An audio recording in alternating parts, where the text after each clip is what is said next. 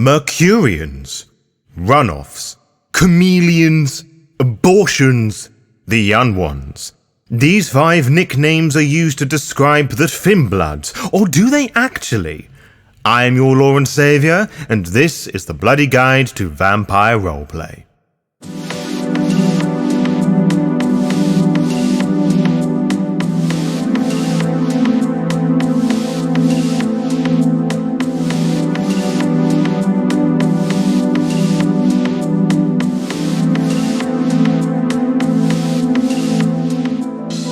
The Finnbloods, or Duskborn, if we adopt their Anarch title for just a moment, are just as many things as they are not. They exist as vampires, but are harmed as easily as the mortals they once were.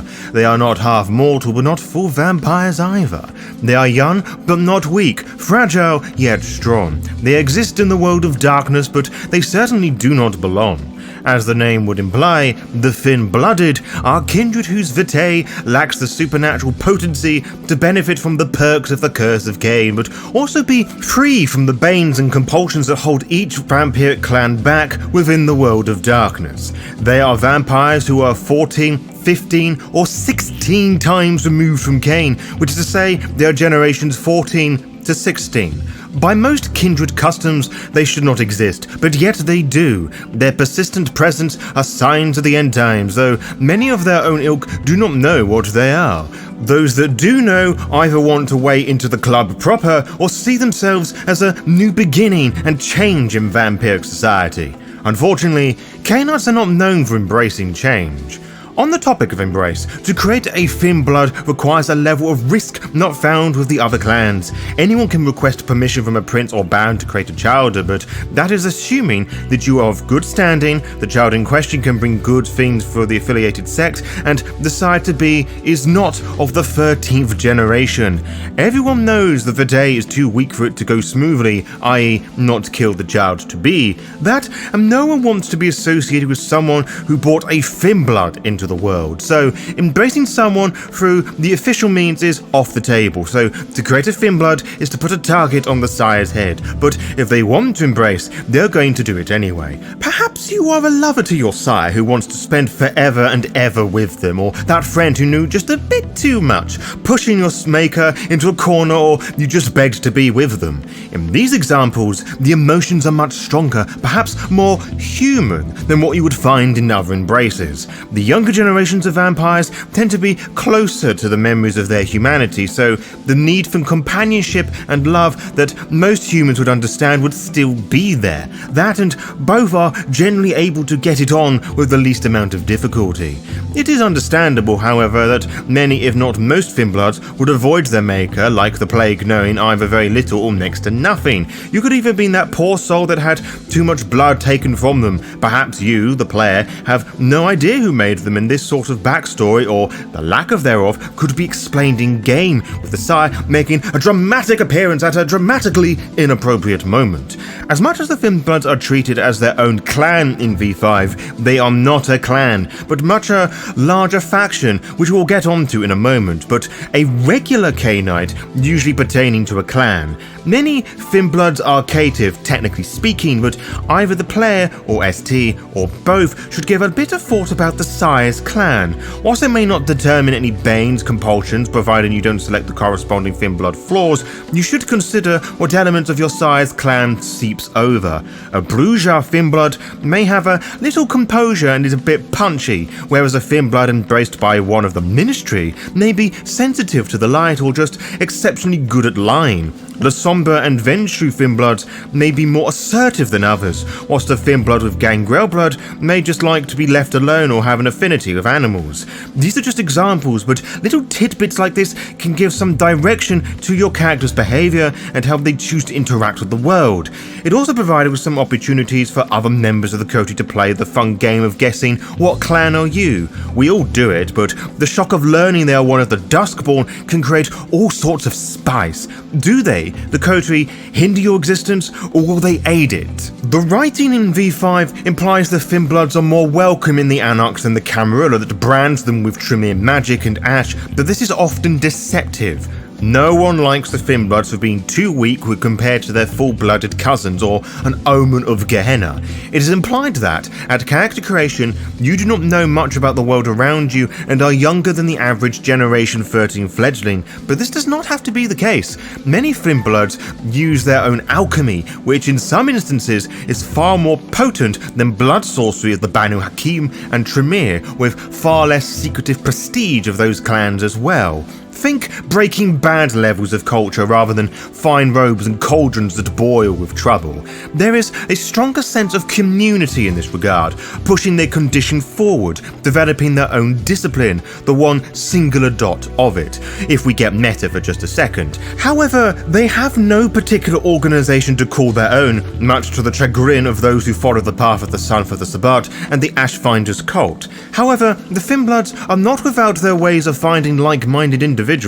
They do not have the shared ancestral resources that keep such groups safe, nor the political capital to integrate them within larger kindred society. Instead, Finnbloods tend to assemble themselves within each city with the degree of organization to the number of groups dependent on the local conditions. It is probably a common sight to find at least one Finnblood Soviet or gang of self-radicalized Anarchs, possibly even one recognized by the real Anarch community in town. However, these groups are often isolated both politically and geographically, with little influence over the larger kindred society. In a big city with a lot of Finnbloods but a powerful Camarilla presence, one could expect to find lots of different small gangs and groups. On the other hand, a smaller city with a power vacuum lets a larger network of Duskborn emerge, only to factionalize itself within a few years. Such is the way of the Finnbloods, a group that struggles to find its place in the complex and unforgiving world of kindred society. The total inverse to all of this is true. You may have spent all your vampiric life in solitude, secluded from the rest of undead society, forced to work with other Finnbloods or regular Canites, lest your head is shoved into a spike by a reeve or sheriff. Whether it's low or high action, politics is going to have a very large factor in your game, as your character now has to survive a world where politics and power reign supreme. Your Finnblood will struggle to navigate the complexities of the sect or city. They are not the ones who make the rules, nor can easily break them. Instead, they focus on their nightly deeds and short-term problems, banding together in coteries to survive in a world that doesn't care about them. Now, all this implies that every Finnblood character in every game is going to be in an all-Finnblood chronicle, which is not what I recommend, particularly if you're new to Vampire the Masquerade. It is, however, something I do recommend every V5 player do at least once. A Finnblood Chronicle is a tale of teamwork, uncertainty, and being an outcast. It tells the story of characters who build connections within their coterie and out into their neighborhoods before engaging the larger world. They hunt and learn to maximize their powers against kindred opposition, battling against the occasional scourge or any other form of slayer. Some players may find the restrictions of other clans just too stifling, preferring the freedom that comes with being a Finnblood. In a Finnblooded Chronicle, they can explore what it means to be a vampire, to experiment with Finnblood alchemy, to confront their death, or their undeath I should say, to come to terms with their beast and even challenge the sun itself. Running a Finnblood Chronicle for STs allows a player to adapt to their world with fewer restrictions while still remaining true to their vampiric nature.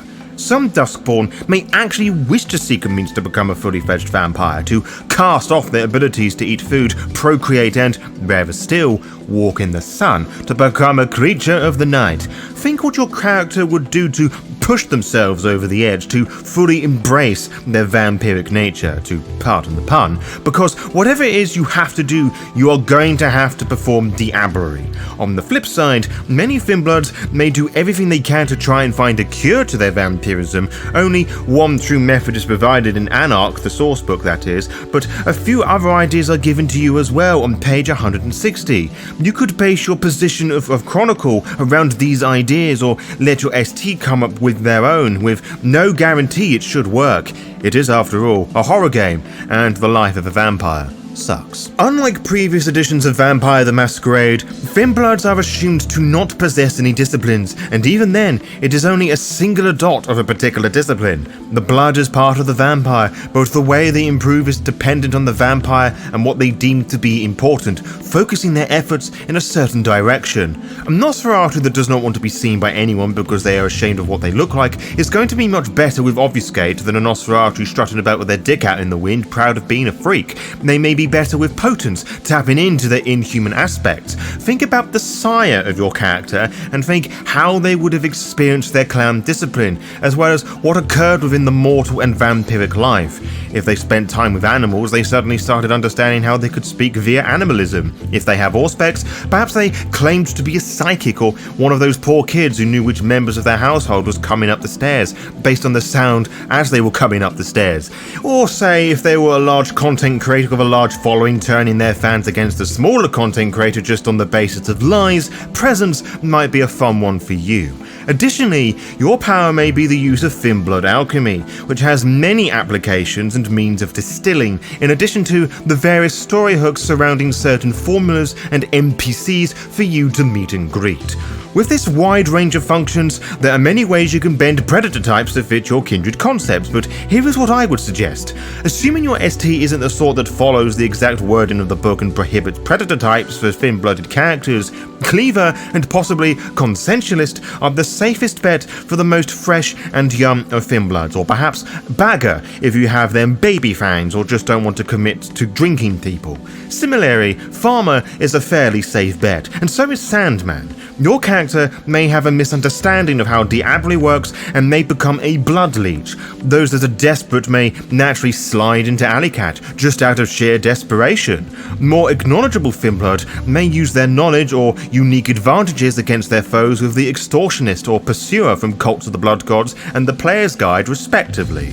There are many lore sheets you can assign to your character, but here are some of the ones I think fit well with tonight's clan lures. As well as the last bunch of clans we have looked at, any character-specific lore sheet would love to take full advantage of a Finnblood, and I'm sure you would love to see what you could do to get a leg over the person in question too. Or maybe you wish to run away with them. You decide, or from them, I should say. You may feel safer with any of the cults in the various books, such as the Ashfinders cult from Cults of the Blood Gods. The other Finnblood exclusive lore sheet is Student of Corrine Tonk from Blood Sigils. A Finnblood may misunderstand the concept of Golconda as a means of becoming human again, and you may wish to explore that with the Golconda lore sheet from the core book, or wish to explore their Gehenna ties with the Book of Nod from Chicago by Night sourcebook. Plagues of Gehenna to really stir the pot, which can be found in forbidden religions as well. One form of embrace that is worryingly common within the Finnblooded in V5 is how agents are embraced as part of the covert mission from the SI to infiltrate the kindred lives, so you may be connected to the likes of the Society of Leopold and could employ that lore sheet from Chicago by Night, the First Inquisition from the core book as well, Anarch Revolt from Anarch or Black Site 24 or First Light, both of which are coming from Chicago by Night as well. If this is the sort of Finnblood you wish to create, think how they came about the embrace. Did they sign up for some weird experiment, offered a way out, or a means to be spared when the hunters come? There are many ways one can build a character. Some of them are wrong, but most of them are right. Ultimately, it should be the narrative that drives the stats, powers, and mechanics that work with and against them. These are just my takes and mine alone. How would you build a character belonging to this vampire clan? What wouldn't you do? What would you add to shake things up and make the concept just a little bit spicy? Let me know in the comments below. To be kept updated, follow the ONLY VtM Instagram and Blue Sky pages to find out when we upload each episode. You can also find out by subscribing to the YouTube channel and clicking on the little bell, and you'll be immediately notified when the latest episode is live. Until next time, farewell.